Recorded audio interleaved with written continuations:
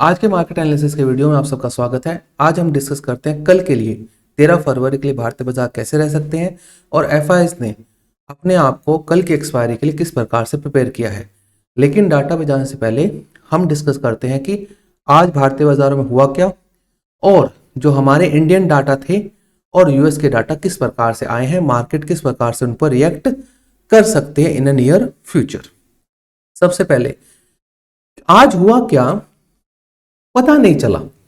Actually में जब मैंने सुबह लाइव भी किया था, मैंने एक बात कही थी, भाई ये इतनी मंदी जो आई है अनएक्सपेक्टेड थी। हाँ, आनी है मंदी, उसका कोई दिक्कत नहीं है, लेकिन जो इतना तेज फ्लो के अंदर मिड कैप स्मॉल कैप जिस फ्लो में टूटे थे आज, मतलब जैसे पताल फट गया। मतलब मिड कैप स्मॉल कैप में तो इस प्रकार हो गया कि जैसे पताल फट गया हो, उसमें मिड कैप स्मॉल कैप गिर रहे हो।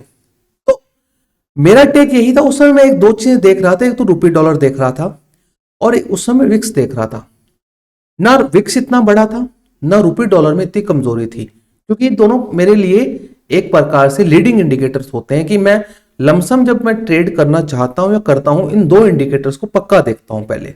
इसका कारण एक सिंपल सा है कि मुझे लमसम अंदाजा हो जाता है कि मेरी पोजीशन सही जाएगी या गलत जाएगी इन इंडिकेटर्स के ऊपर।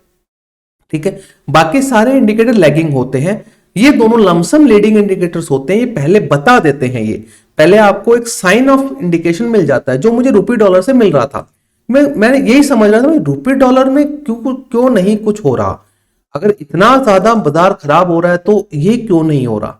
इसको होना है, लेकिन उस दिन आज ऐसे 3.5% बाजार गिरा तो कुछ तो होना चाहिए था, लेकिन कुछ हुआ नहीं था। तो मैंने उस समय कह रहा था कि मुझे यार कुछ लग रहा है होगा।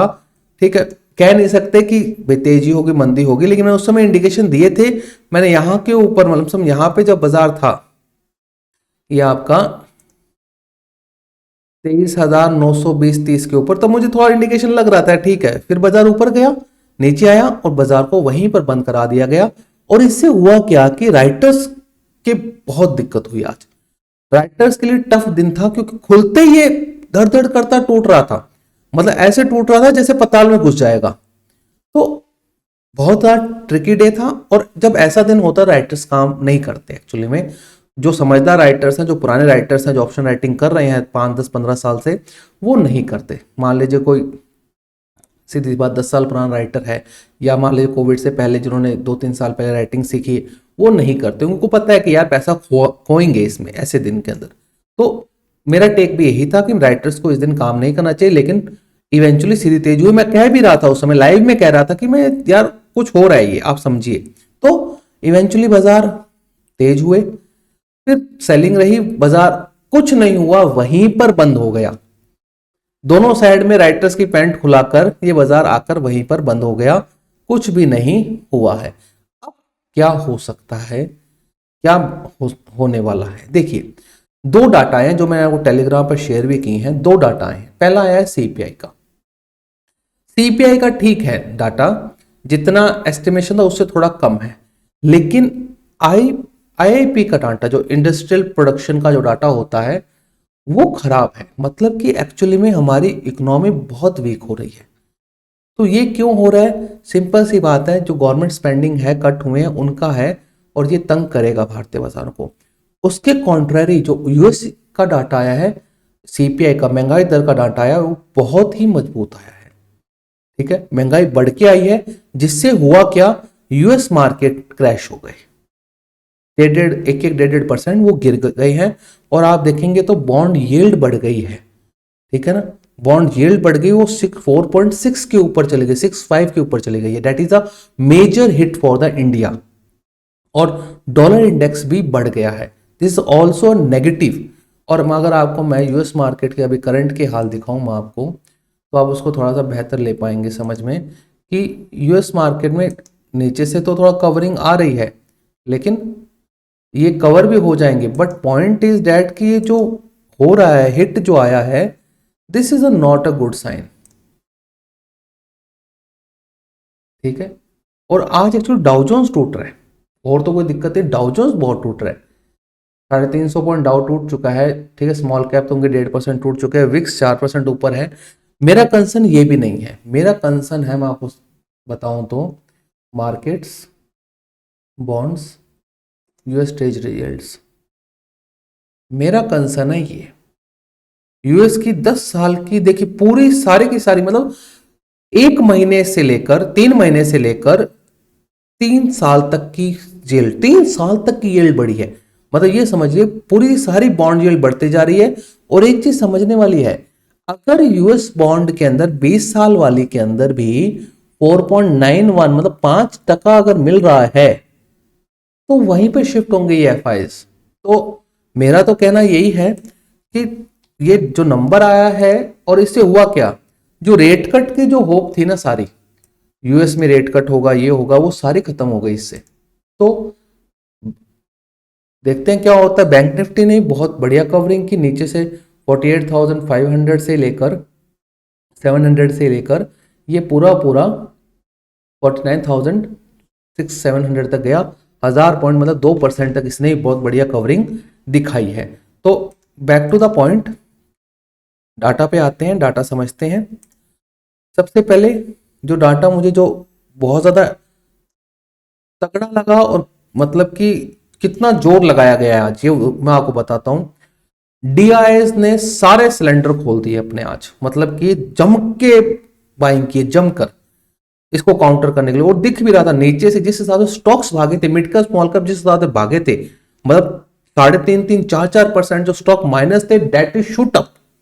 ठीक है, वो इस वजह से हुआ था। अब एक चीज समझिएगा, अगर अब 22,800 कटा, जो मैं अब बोलने वाला हूं उसको ध्यान सुनिएगा। अगर अब 22,800 कटा नीचे में, तो ये समझ लीजिए जो आज जो ये 5,000-6,000 करोड़ की जो बाइंग की है ना, वो सारी की सारी रिस्क पे आ जाएगी। मतलब कि 6,000 करोड़ बाइंग का मतलब है 6,000 भाग बाय 24,600 का सिप है मंथली हमारा, दैट इज 25%, 24%। तो 24% आज इन्होंने सीधा डिप्लॉय कर दिया है।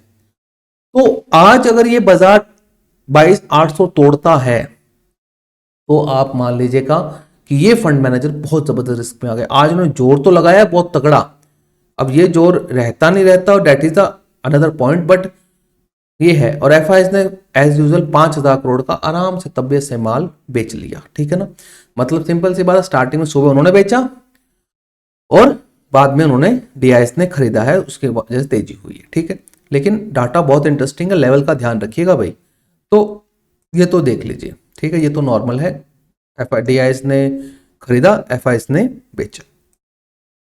लॉन्ग किए 3700 कॉन्ट्रैक्ट एफआईएस ने, और शॉर्ट कितने ऐड किए, 6,084 ऐड जरूर हुए हैं।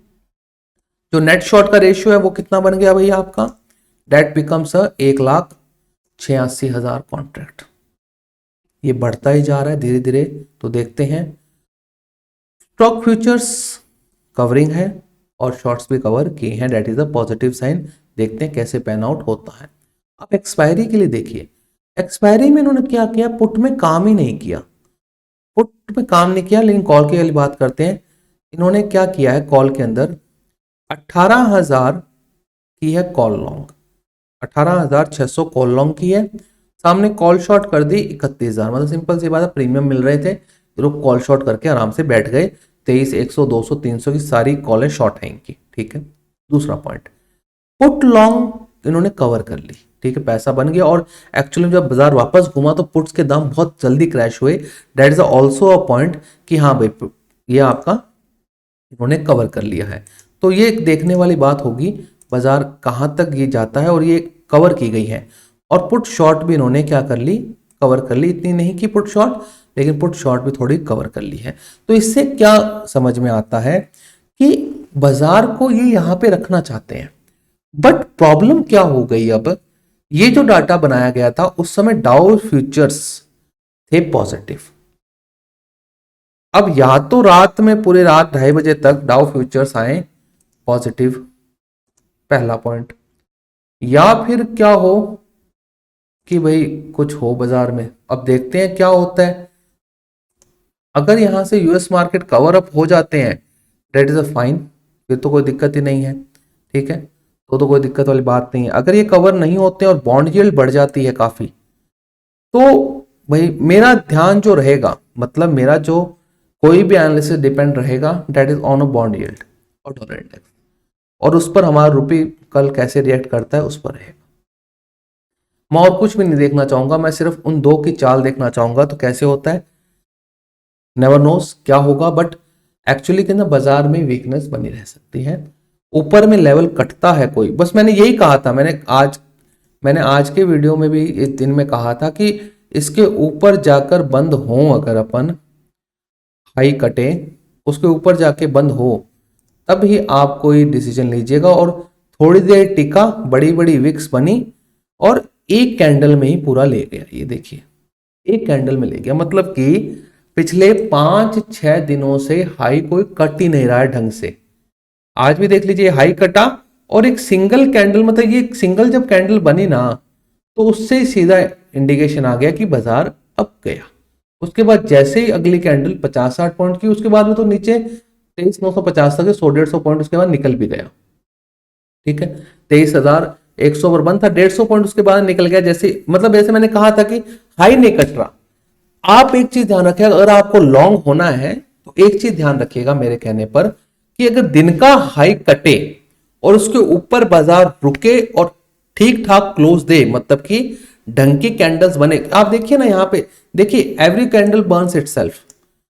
ठीक है, अब यहां पे अगर मान लो मैं एक हॉरिजॉन्टल लाइन ड्रॉ करता हूं, था नहीं कुछ, मतलब कि फोर्स नहीं थी, जा रहा था फोर्स नहीं थी, thereafter a single candle आई, पूरा ले गई, फिर वापस क्लोज कराने की कोशिश हुई। That is a indication, clear indication था कि हाँ ठुक गया मार्केट। ये सबसे इंपॉर्टेंट है, जब तक दिन का हाई ऊपर क्रॉस ना करे आप ट्रेड मत लीजिएगा। इसके ऊपर चलना स्टार्ट करें, मतलब जो आपका डे हाई होगा, पहले कैंडल का डे हाई ऊपर में कटता है तभी कुछ होगा। पिछले 5 दिनों से देख लीजिए ना, मैं कोई गलत बोल रहा हूं तो आप मेरे को बताइए कि आप यू आर रॉन्ग, मैं गलत तो बोल ही रहा। और ये देख लीजिए, अब ये था कि अब डे हाई कटा ऊपर गया, ठीक है, देर आफ्टर डे हाई नीचे आया, यहां से कटती भाई पॉइंट तो भाई 208 300 पॉइंट मिले हैं लोगों को। डे हाई कटने का अपने आप में इंपॉर्टेंस होता है, ठीक है, पूरा टेक्निकल उस पर डिपेंड नहीं होता, but there is eventually there is a point कि हाँ हम किसी चीज को बेस तो माने ना, भी हमें तेजी करनी है तो बेस क्या रहेगा हमारे लिए, what is the base for our long और शॉर्ट। भाई मेरा शॉर्ट करने का बेस सिंपल सा है या लॉन्ग करने का बेस सिंपल सा है, मैं रुपये को देखता हूं, मैं विक्स को देखता हूं और मैं डे हाई को देखता हूं। अगर मुझे लॉन्ग करना है डे हाई के ऊपर तो लॉन्ग करूंगा, ठीक है ना, मैं वहां पे शॉर्ट का सोचूंगा भी नहीं। दूसरा, उसके कॉन्ट्रेरी में साथ में रुपये को भी देखूंगा, बॉन्ड यील्ड को भी देखूंगा और डॉलर इंडेक्स को भी देखूंगा। अगर डॉलर इंडेक्स 1.8.5 पहुंच जाता है, मतलब 108.50 पहुंच जाता है, तो मैं फिर क्यों ट्रेड लूंगा, मुझे पता आउटफ्लोज होंगे, कहीं ना कहीं ठोक देंगे, मेरे को ट्रैप कर लेंगे, तो मैं फिर जाऊं क्यों उस चीज में। भाई पैसा बचाना जरूरी होता है बाजार में पैसा लगाने की बजाय। और आज मैं कहीं बैठा था, दैट पर्सन उसने बहुत अच्छी बात कही थी कि लोगों की चीज क्या है, लोग क्या बोलते हैं, if a person invested in the market, अगर कोई पर्सन बाजार में इन्वेस्ट करता है, वो बोलता है 5,000 लगा दिए, तो बाजार में लगा दिए 5, अब बाजार में लगा दिए मतलब क्या, उसने इन्वेस्ट कर दिए, लेकिन वो बोल रहे पनन समझिए, पनन क्या है, बाजार में लगा दिए, मतलब वो बोल रहे बाजार में लगा दिए मैंने, मतलब मेरा लॉस हो चुका है।